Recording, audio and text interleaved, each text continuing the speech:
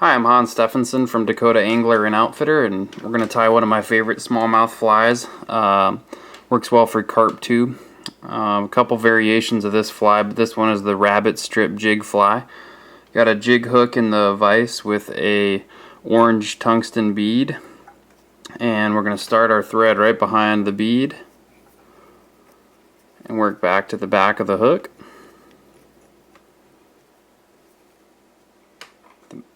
Trim off your excess thread. Then we're going to take a dyed brown barred rabbit strip, tie that in at the back of the hook.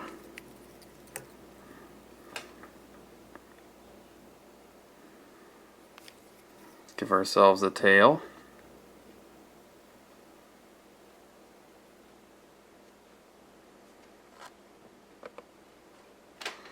At that point, you can see the tail. Get a good tail in there. You can shorten that down if you're getting some short strikes. After the tail, we'll tie in a couple other added pieces of movement. Just going to tie in some silly legs. These are chrome root beer silly legs. I'm tying a kind of a crayfish colored version of this fly, but you can also tie this fly in a chartreuse variation. It works very well. Okay, after we've got the silly legs in, we'll tie in some estas for the body. And we'll take and wrap our estas to the front of the hook.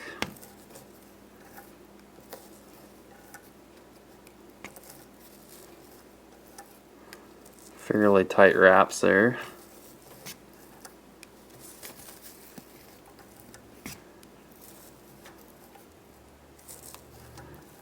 When we get to the front of the hook, we'll tie off the estas.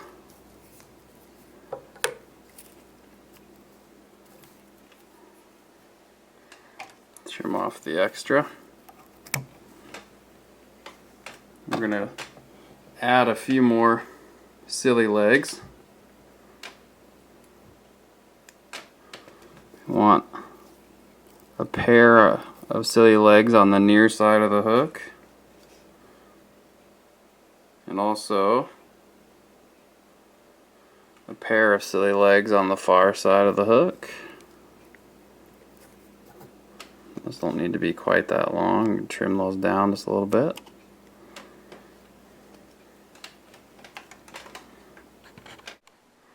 Now that we've got our silly legs tied in, we're going to finish this with a little fur collar. To do the full fur collar, I'm going to make a dubbing loop.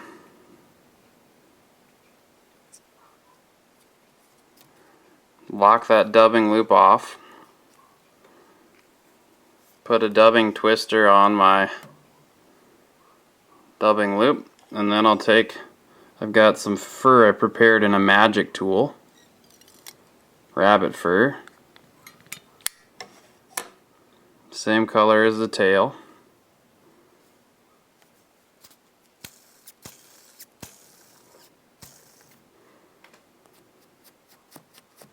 Give that a nice twist and then fluff it back out with your fingers or a brush, and you get basically a fur hackle. And we'll continue the fly by wrapping that hackle. We've got our dubbing loop done. We don't need much of this, just enough to finish the fly with a little bit of that fur hackle there. Sink that in behind the bead.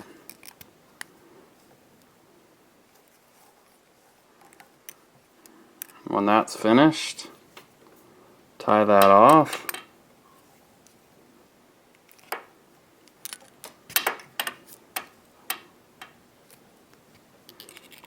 Trim out the trim out the extra. Now that we've got that trimmed out, we'll get some wraps behind the bead.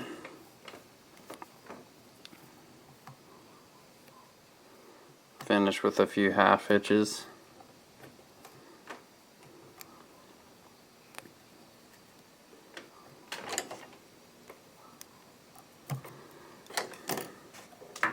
And that's kind of an advanced crayfish version of the jig fly. But that, of course, will ride with that jig hook pointing up, and every time you strip it, the fly will jump, and all of those legs and that collar and that strip will move. It's a really enticing fly to smallmouth and even big cruising carp.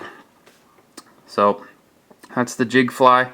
Stop by the shop if you need some materials for the fly, or if you need some help learning how to tie that, we can help you out.